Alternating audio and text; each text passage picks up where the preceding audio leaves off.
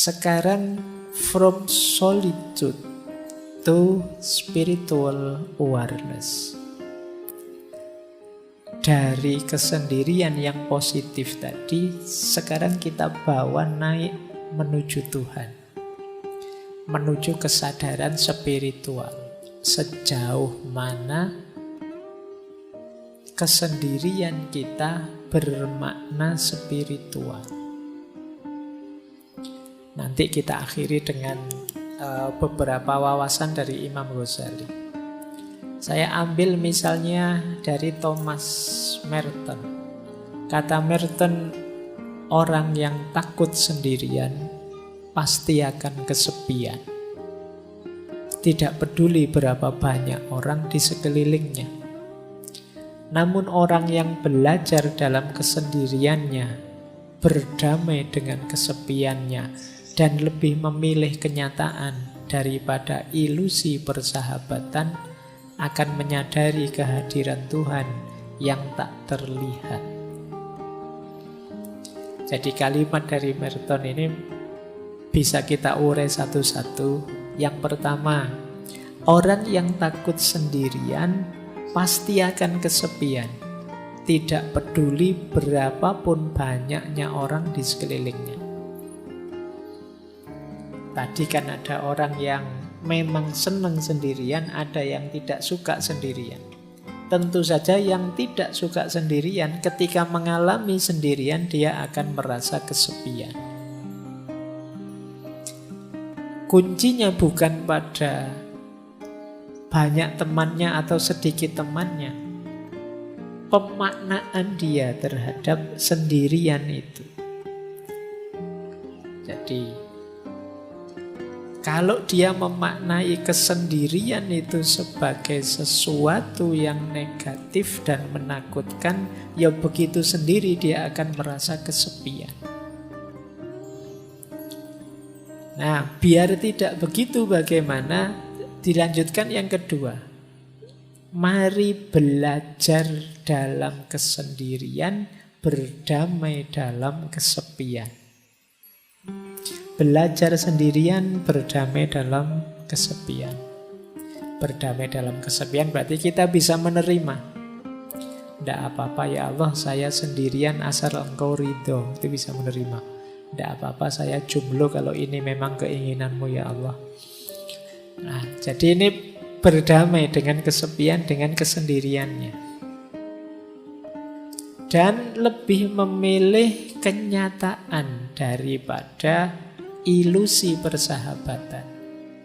Kenapa persahabatan di sini disebut ilusi? Ini seperti yang disampaikan di awal tadi, tidak mungkin ada persahabatan yang sama sekali tidak mengandung perpisahan, tidak mengandung kesendirian. Perpisahan itu kan kesendirian.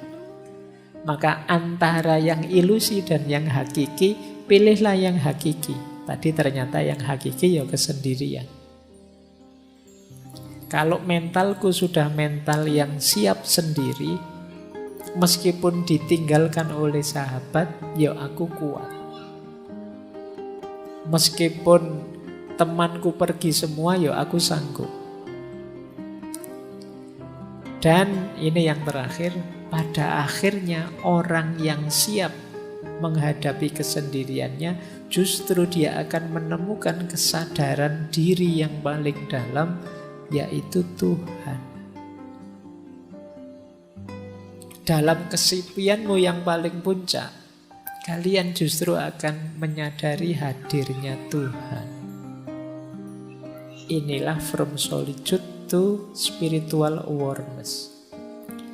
Dari kesendirian menuju kesadaran spiritual.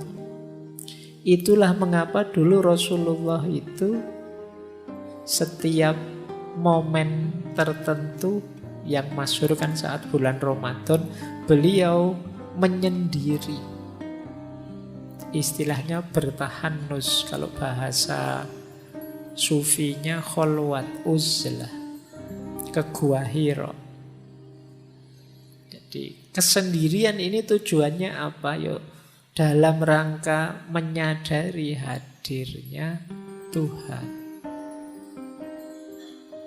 Jadi tadi ada sisi negatifnya kesendirian, namanya kesepian, tapi juga ada sisi positifnya. Dan sekarang sisi yang positif itu kita bawa berjalan ke ranah spiritual. Kita lanjutkan, belajar lagi. Kata Osho lagi tadi, Osho sudah kita kutip ya. Perjalanan ke dalam diri adalah perjalanan menuju kesendirian yang absolut. Engkau tidak dapat mengajak orang lain ke sana bersamamu. Ini sama dengan Hermann Hesse yang menulis novel tentang Buddha. Kita harus menjadi sendiri, sangat sendiri. Lalu kita menarik diri ke dalam diri yang terdalam. Mungkin rasanya sangat sepi. Ini memang jalan penderitaan yang pahit. Tetapi kemudian kesendirian kita akan teratasi. Kita tidak lagi merasa kesepian. Karena kita menemukan bahwa dalam diri kita yang terdalam ada jiwa, yaitu yang ilahiyah yang tak terpisahkan. Lalu kita menemukan diri kita berada di tengah-tengah dunia, namun tidak terganggu oleh keserbaragamannya. Karena jiwa kita yang paling dalam itu membuat kita tahu bahwa diri kita adalah menjadi satu dengan semua makhluk. Jadi kesadaran spiritual itu nanti bertahap. Yang pertama, kesadaran bahwa hakikatnya kita sendiri. Karena hakikatnya kita sendiri, terus kita masuk ke dalam diri. Saat kita masuk ke dalam diri, di situ kita ketemu inti diri kita yang sifatnya ilahiyah, yang disebut ruh. Kesadaran ruhaniyah ini, kalau memang sudah kita pahami, pada akhirnya kita akan kembali lagi ke dunia, tapi sudah tidak tergoda lagi. Dengan kesadaran bahwa semua makhluk hakikatnya satu, yaitu ciptaannya Allah, citranya Allah, citranya Tuhan. Inilah from solitude to spiritual awareness. Jadi diawali dari sendiri, sendiri yang tidak kesepian, dilanjutkan dengan perjalanan ke dalam diri, dipuncai dengan kesadaran ilahiyah, diterapkan dalam hidup sehari-hari, yang tidak merasa ada bedanya semua makhluk dan tidak tergoda oleh warna-warni duniawi. Inilah from solitude to spiritual awareness. Konkretnya apa kalau dalam dunia tasawuf? Uzlah. Ada 3 istilah dalam dunia tasawuf yang dekat dengan uzlah. Ya, yang pertama uzlah itu sendiri, yang kedua zuhud, yang ketiga kholwat. Zuhud itu kondisi jiwa yang tidak tergoda oleh hal-hal duniawi. Kalau uzlah itu menjauhkan diri dari keramaian. Kalau kholwat itu memisahkan diri dari keramaian, berdua dengan yang dicintai, yaitu Allah. Jadi uzlah itu menjauhnya, kholwat itu berduaannya. Kemudian dari sini bisa melahirkan jiwa yang zuhud, jiwa yang tidak tergoda oleh hal-hal duniawi. Jadi ternyata kesendirian tadi bisa jadi, kalau bahasa tasawufnya, salah satu mode suluk perjalanan kita untuk menuju Allah. Jadi yang tadi berawal dari kondisi jiwa, psikologi kita, ternyata bisa kita manfaatkan untuk perjalanan ilahiyah. Kesendirian kita ternyata bisa bermakna spiritual.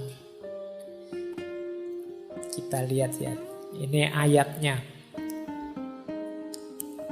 Jadi mana sih ayat yang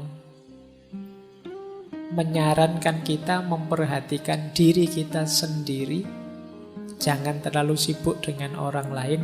Ada di surat Al-Maidah ayat 105. Wahai orang-orang yang beriman, ya ayyuhalladzina amanu alaikum anfusakum. Alaikum anfusakum itu ya atas diri kalian, jiwa-jiwa kalian diri. Maksudnya apa? Perhatikanlah diri kalian sendiri. La yadurrukum man dhalla idza tadaitu. Tidak mungkin bisa membahayakanmu, mencelakakanmu orang-orang yang sesat kalau kalian sudah mendapat petunjuk. Berarti apa? Tadi jiwa kita ini ayo kita bawa untuk memperoleh hidayah, memperoleh petunjuknya Tuhan. Kalau sudah sampai level itu, tidak akan yang ada yang bisa menggoda kita, membahayakan kita. Jangan lupa, ilallahi marji'ukum jami'an. Kepada Allah lah kalian semua akan kembali. Fayunabbi'ukum bima kuntum ta'malun. Yang saat kembali nanti